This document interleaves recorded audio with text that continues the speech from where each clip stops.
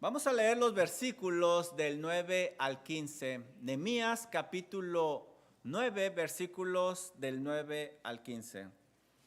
Los levitas en su oración hacen un recuento de su historia y llegan a esta sección.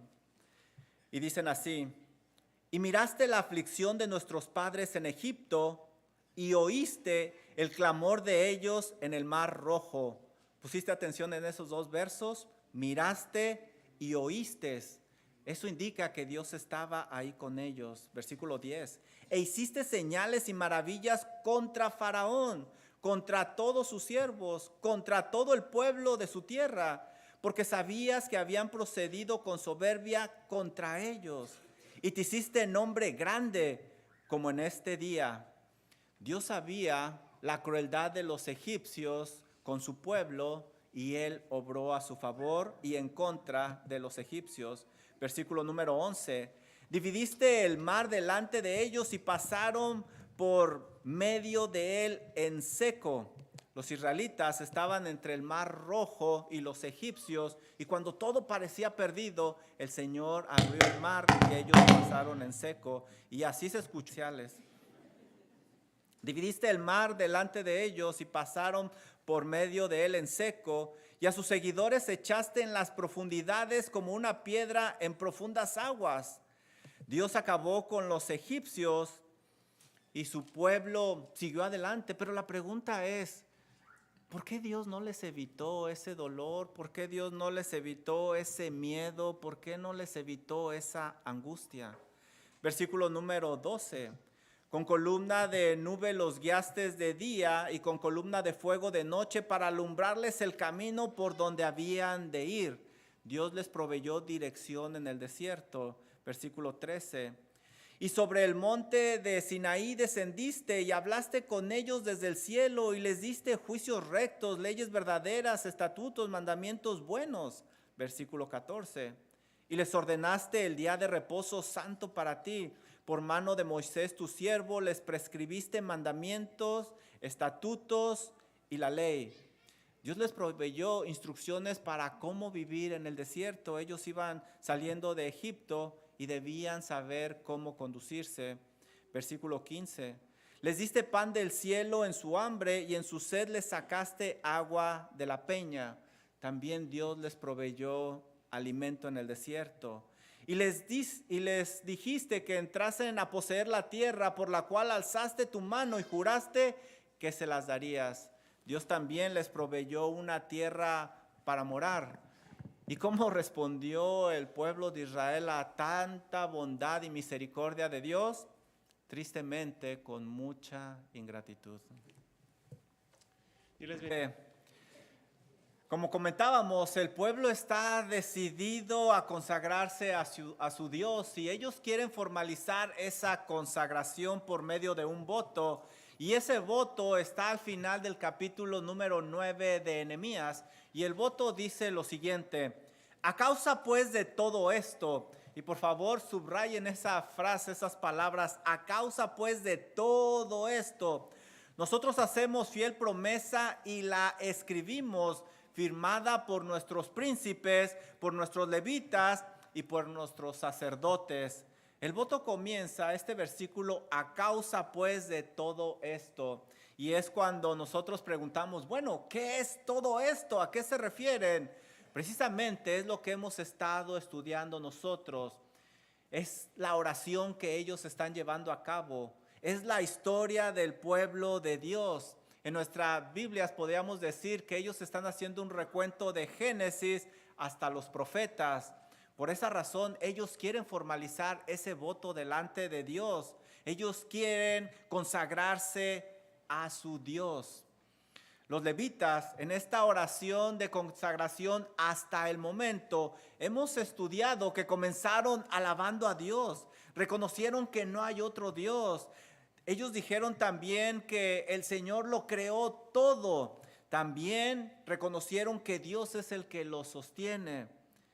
En su plan soberano estudiamos que Dios escogió a Abraham para darle una gran descendencia, para darle una tierra y así bendecir a todas las familias de la tierra, del mundo y ahí es donde nosotros alcanzamos esa gran bendición.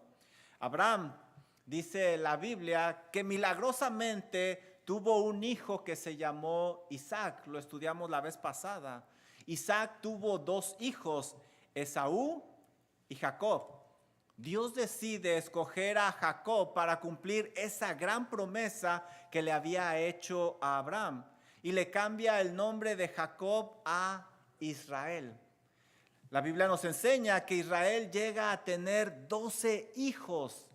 Él podía haber sido hispano, ¿no creen? 12 hijos, wow. Uno de ellos, llamado José, soberanamente es llevado a Egipto, donde él llega a ser el segundo al mando. Él simplemente estaba abajo de Faraón.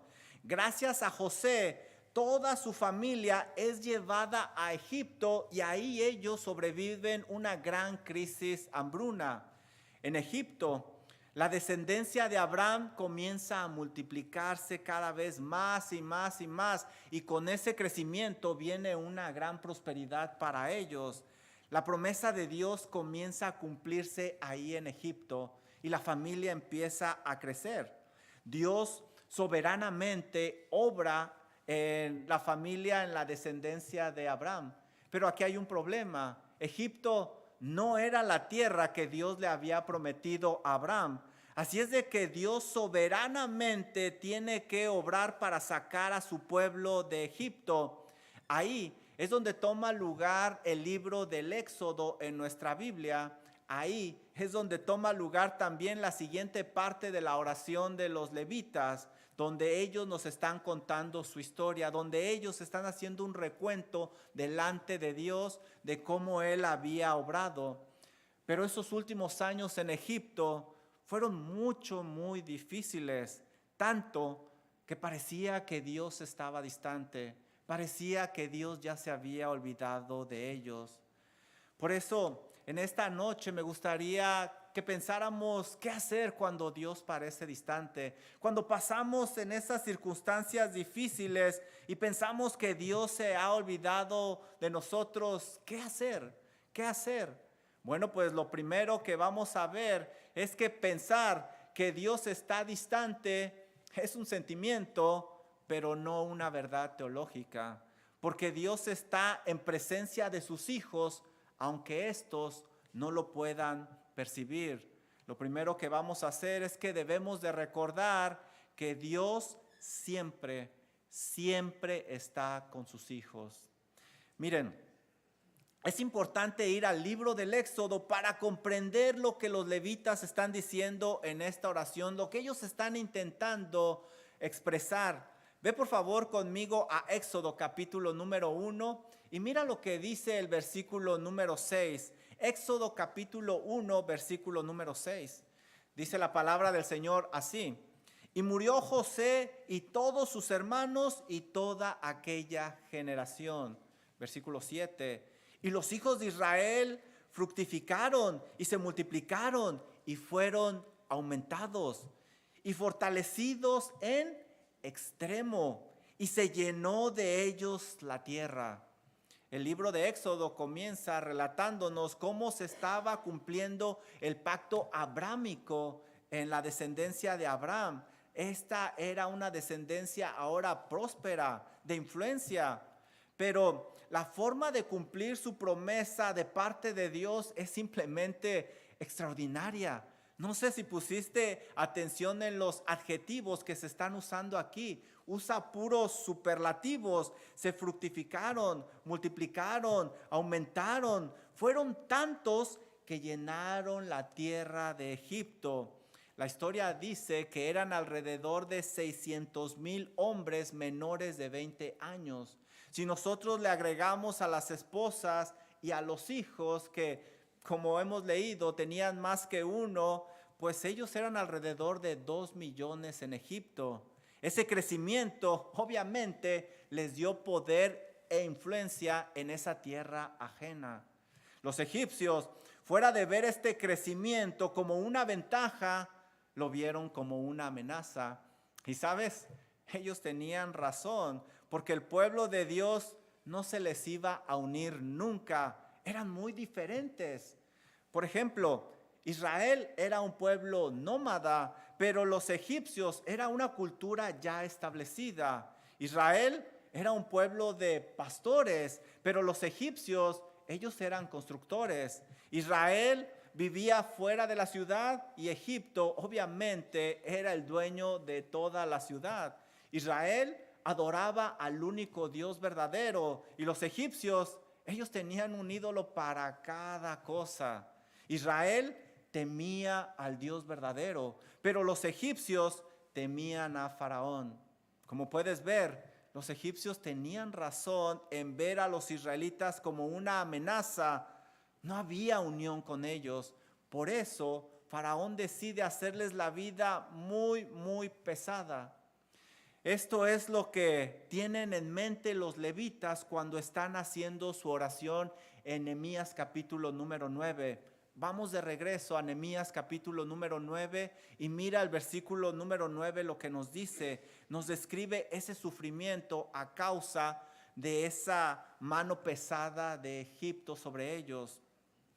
Dice el versículo 9, y miraste la aflicción de nuestros padres en Egipto y oíste el clamor de ellos en el mar Rojo.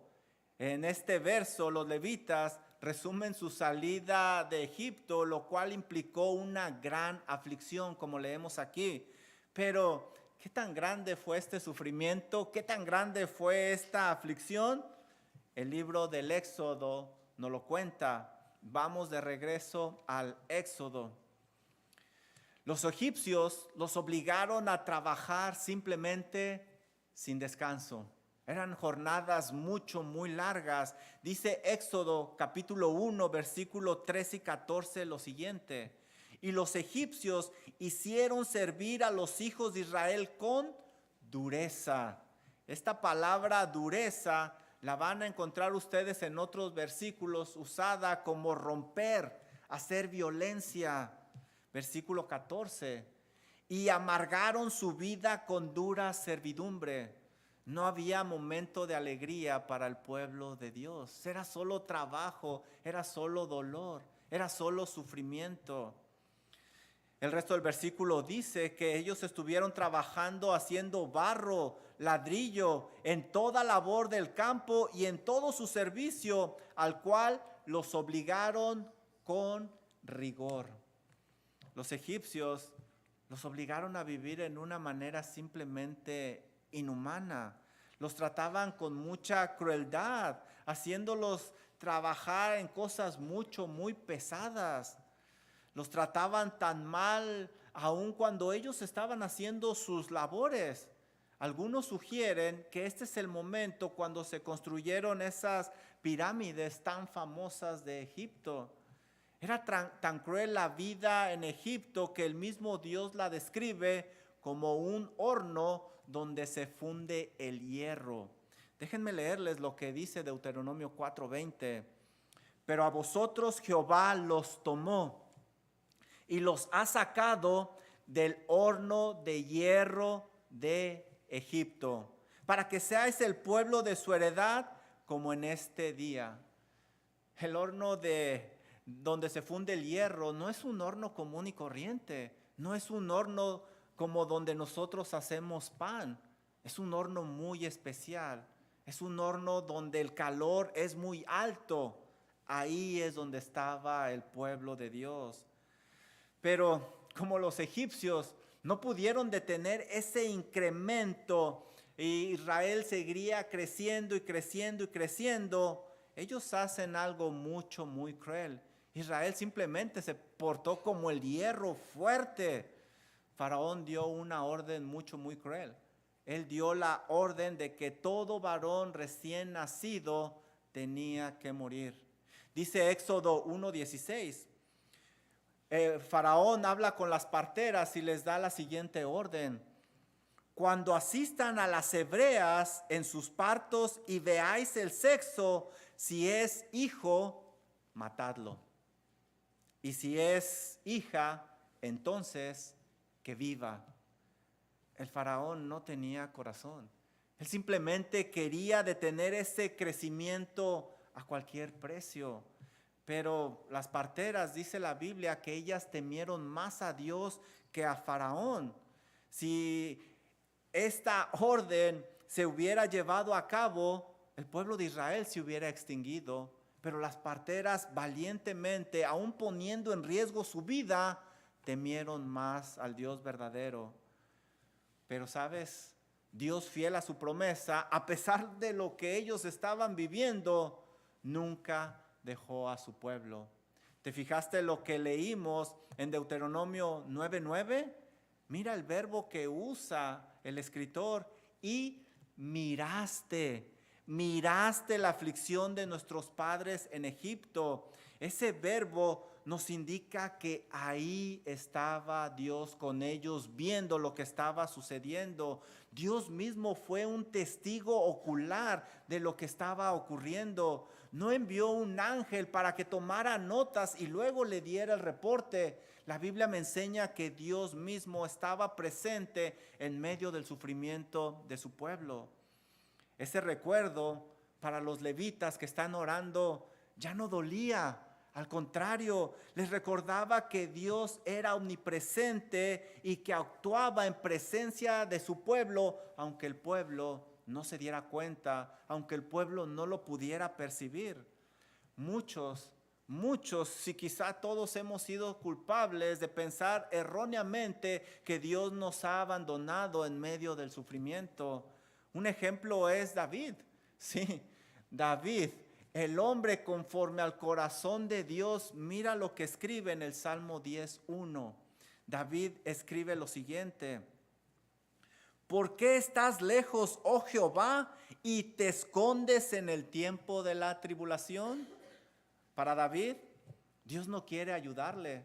Para David, Dios le ha dado la espalda. Y lo peor de todo es que Dios, pudiendo ayudarle, se esconde. El mismo David escribe en el Salmo 13:1 lo siguiente: ¿hasta cuándo, Jehová, me olvidarás para siempre? ¿Hasta cuándo esconderás tu rostro de mí? ¿Hasta cuándo pondré consejo en mi alma con tristeza en mi corazón cada día? Para el salmista, Dios ya se ha olvidado de él. Pero ¿sabes?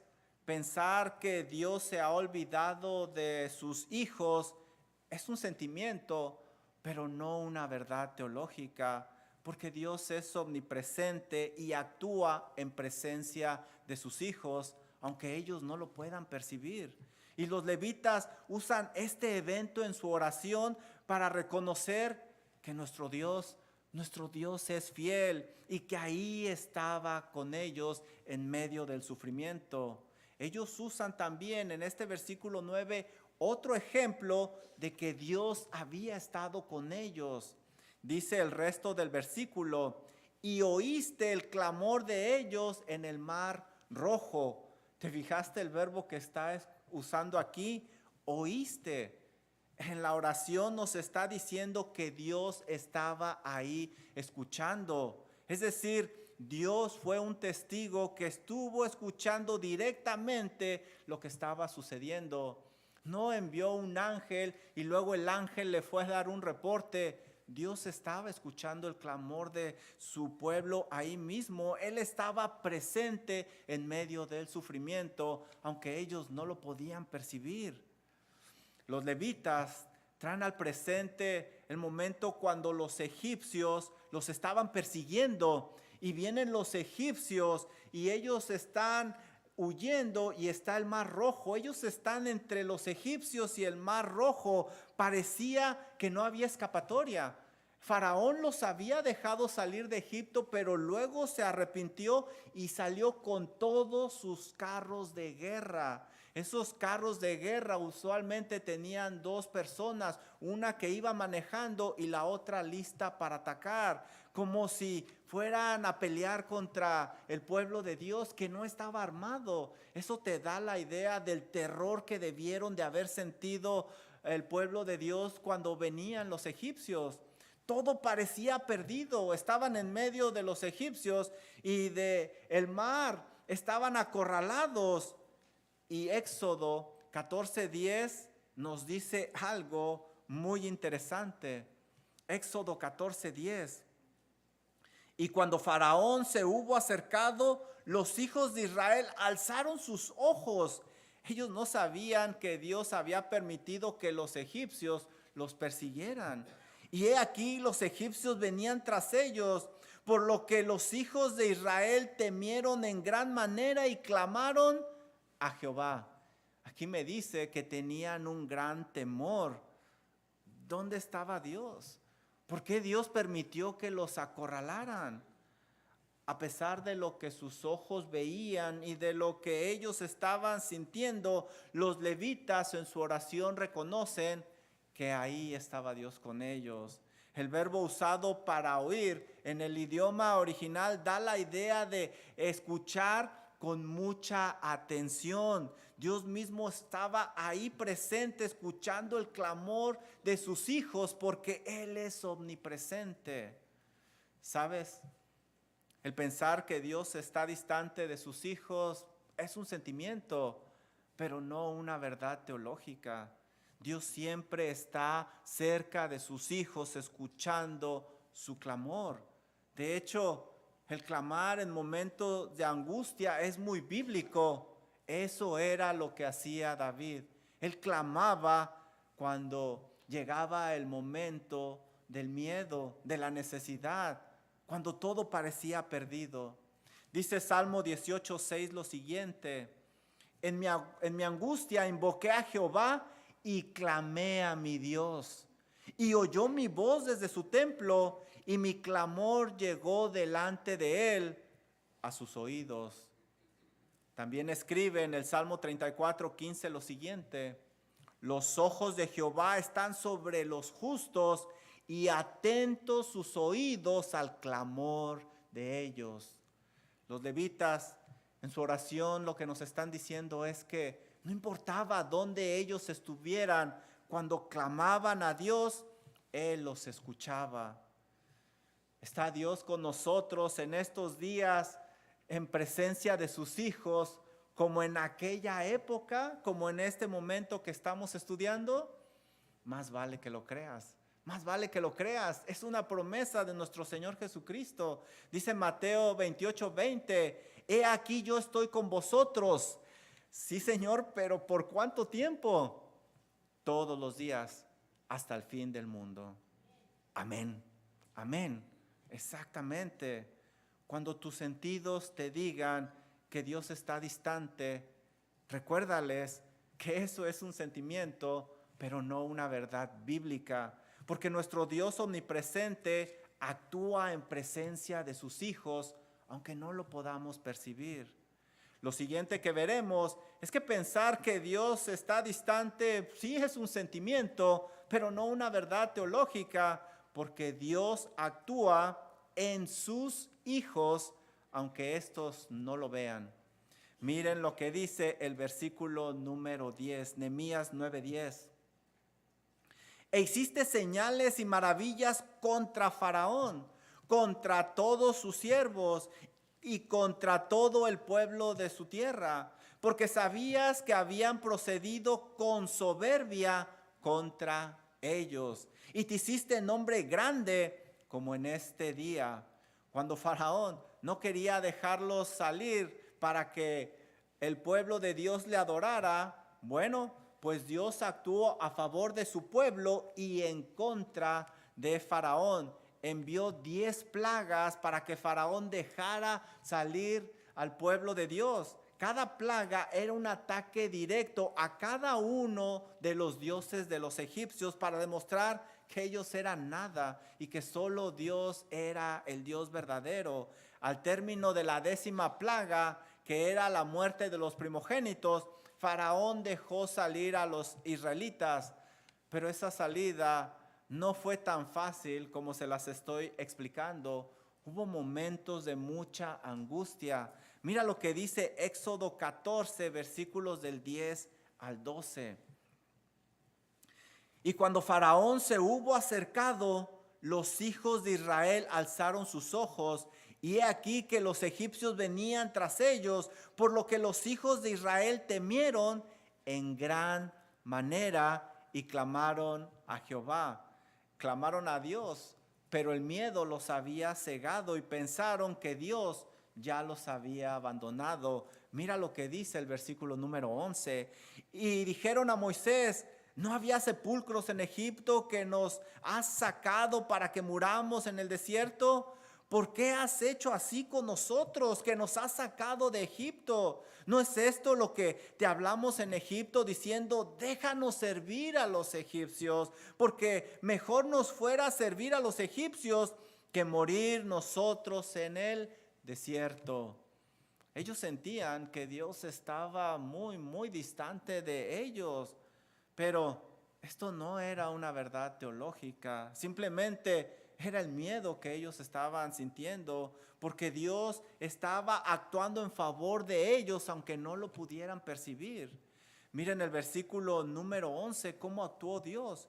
Dividiste el mar delante de ellos y pasaron por medio de él en seco, y a sus perseguidores echaste en las profundidades como una piedra en profundas aguas. Los levitas ahora en su oración traen ese recuerdo de cómo Dios los rescató milagrosamente. Ellos no le dan el crédito a una casualidad o a una deidad. En su oración los levitas le dan el crédito a Dios, quien estuvo con ellos. ¿Te fijaste? Los verbos están en primera persona. Tú dividiste, tú echaste. No fue nadie más que su Dios que estaba ahí trabajando en ellos. En su oración, los levitas traen esa angustia que vivieron sus padres, pero ahora esa angustia les ayuda a dar gloria a Dios. Ellos se encontraban entre los egipcios y el mar Rojo cuando Dios abre el mar y ellos pasan en seco. Cuando el pueblo de Israel había pasado, Dios cerró el mar y ahí murieron todos los egipcios. A pesar de que todos parecía perdido, en el momento adecuado, y grábense esas palabras, en el momento adecuado Dios obró milagrosamente. No era en el momento que ellos querían, sino en el momento que Dios consideró que era el adecuado, obró a favor de su pueblo y en contra de los egipcios. Y me imagino que muchos se han de estar preguntando: bueno, pero ¿qué Dios no podía haberles evitado ese terror, ese miedo, esa presión? Y la respuesta es sí, Dios lo hubiera podido hacer. Pero, ¿sabes? Ese dolor era necesario porque Dios estaba trabajando en su pueblo. Ellos necesitaban aprender a ejercitar su fe en medio de la adversidad. Es muy fácil decir gloria, amén, aleluya, cuando estamos aquí tranquilos. Pero cuando viene el momento de la adversidad, ahí es donde realmente se prueba nuestra fe. Y ahí es donde realmente nosotros vemos dónde estamos parados. Además, ¿sabes? Ellos habían salido de Egipto, pero no habían sacado a Egipto de su corazón. Y Dios tenía que trabajar en eso. Mira lo que dice Éxodo 16:3. Y decían los hijos de Israel: ojalá hubiéramos muerto por mano de Jehová en la tierra de Egipto. Ellos ya se hacían muertos. Cuando nos sentábamos a las ollas de carne, cuando comíamos pan hasta saciarnos, pues nos habéis sacado a este desierto para matar de hambre a toda esta multitud. Lo acabamos de estudiar. Hacía apenas unos días que estaban sufriendo por mano de los egipcios. Era como un horno donde se funde el hierro, pero ellos ya se habían olvidado.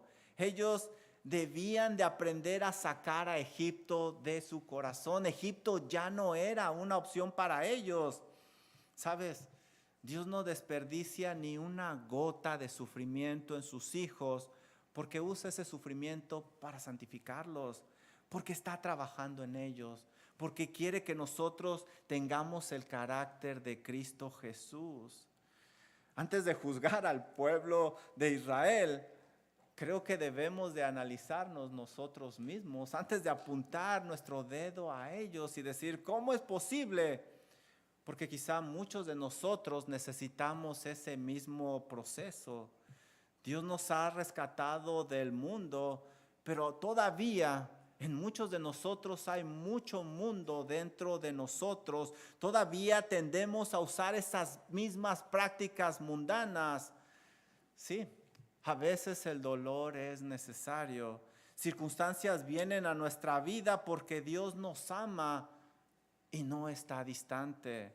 Él está trabajando en nosotros porque quiere sacar el Egipto que todavía está en nosotros. Lo último que veremos es que pensar que Dios está distante es un sentimiento, pero no una verdad teológica, no una verdad doctrinal, porque Dios también provee para sus hijos, aunque ellos no lo alcancen a apreciar. Dios los sacó de Egipto y Dios le proveyó a ellos porque les amaba. Mira lo que dice el versículo número 12. Con columna de nube los guiaste de día y con columna de fuego de noche para alumbrarles el camino por donde debían de ir. Los levitas recuerdan cómo Dios les proveyó dirección a sus padres cuando habían salido de Egipto. No los dejó a la deriva. Dios fue su guía y me dice este versículo que fue su guía en todo momento. Les mostró el camino correcto por donde ellos debían de andar. Sigue Dios actuando como en aquellos días, proveyendo dirección a sus hijos. Más vale que lo creas, más vale que lo creas, pero ya no lo hace con una columna de fuego, sino con su santa palabra. Dice Salmo 119, 105, lámpara es a mis pies tu palabra y lumbrera a mi camino. Aquí está la dirección que nosotros necesitamos, no estamos solos. El pueblo de Israel había estado 400 años en Egipto, pero ahora estaban en el desierto. Ellos necesitaban una guía, deberían de saber cómo vivir ahora en el desierto, en esta nueva etapa que tenían frente de ellos. Dios lo sabía, por eso les proveyó esa guía. Mira el versículo número 13, lo que nos dice. Y sobre el monte Sinaí descendiste y hablaste con ellos en el desierto y les diste juicios rectos, leyes verdaderas y estatutos y mandamientos buenos. Ahora en su oración, los levitas recuerdan cómo Dios habló a sus padres desde el cielo, cómo con una voz imponente que dice Éxodo, que causó pavor, se comunicó con ellos. Y habló de tal manera que los hizo temblar de miedo. Dios personalmente había descendido para proveerle al pueblo la dirección que ellos necesitaban. Los levitas reconocen que Dios le dio a sus padres esa guía que necesitaban. No los había dejado. Les dio juicios, leyes, estatutos, mandamientos. Básicamente todo lo necesario para que pudieran vivir de tal manera que le dieran honra y gloria a su santo nombre.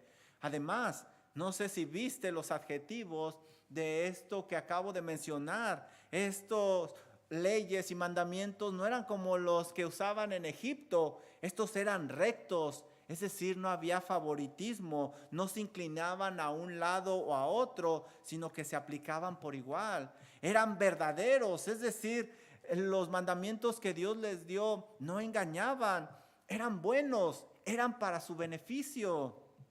En su oración, los levitas reconocen algo que sus padres por mucho tiempo no pudieron ver, que Dios estaba con ellos proveyéndoles una buena dirección por medio de sus mandamientos. Sus padres habían despreciado la palabra de Dios. Ellos no habían alcanzado a entender que detrás de cada ley que decía no, había una etiqueta llena de amor de parte de Dios, la cual decía al reverso, porque te amo, mi hijo, porque es por tu bien. No, los padres por mucho tiempo no alcanzaron a apreciar eso. David en el Salmo 19 nos recuerda la gran bendición de la palabra de Dios que muchas veces tú y yo no alcanzamos a apreciar como los padres de los levitas. Mira lo que dice el Salmo 19, versículo 7. La ley de Jehová es perfecta, que convierte el alma. Es decir, transforma a la persona para bien. El testimonio de Jehová es fiel, que hace sabio al sencillo. Es decir, la Biblia, la palabra de Dios da sabiduría. Los mandamientos de Jehová son rectos, que alegran el corazón. Es decir, trae gozo, trae felicidad. El precepto de Jehová es puro, que alumbra los ojos. Es decir, permite que veamos la vida desde la perspectiva de Dios, con los ojos de Dios. Versículo 9. El temor de Jehová es limpio, que permanece para siempre. Los juicios de Jehová son verdad, todos justos. Es decir, no hay favoritismo. Versículo 10. Deseables son más que el oro, más que mucho oro afinado, y dulces más que miel, y que la que destila del panal. En otras palabras, su valor es incalculable. Ellos reconocieron que vivir sin la provisión de la palabra de Dios prácticamente era imposible. Pero Dios les había proveído esa dirección. Miren el versículo 14. Y les ordenaste, es decir, no era opción, tenían que hacerlo. Y les ordenaste el día de reposo santo para ti por mano de Moisés tu siervo. Les prescribiste mandamiento, estatutos y ley.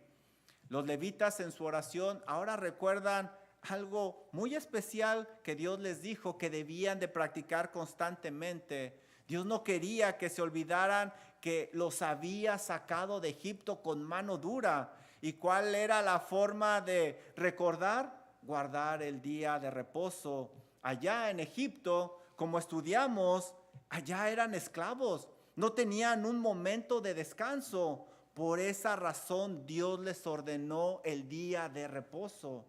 Dice Deuteronomio 5:15 lo siguiente: acuérdate, es decir, no te olvides, tenlo siempre presente, que fuiste siervo en Egipto. Allá ellos no tenían descanso y ellos no tenían que olvidarse de eso. Y que Jehová tu Dios te sacó de allá con mano fuerte y brazo extendido, por lo cual, a causa de esto, Jehová tu Dios te ha mandado que guardes el día de reposo.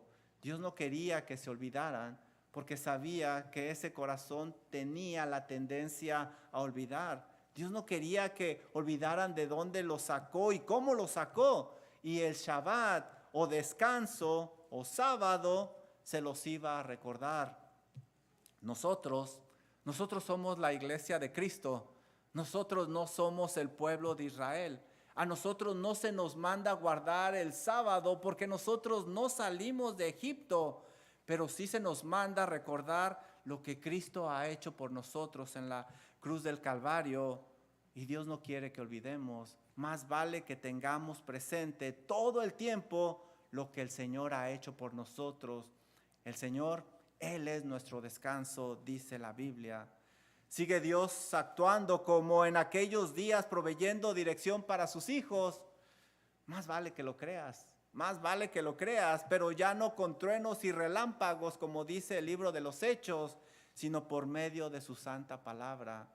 Dice Timoteo 3, 16 y 17, toda escritura es inspirada por Dios y útil para enseñar, para redarguir, para corregir, para instruir en justicia, a fin de que el hombre de Dios sea perfecto, enteramente preparado para toda buena obra.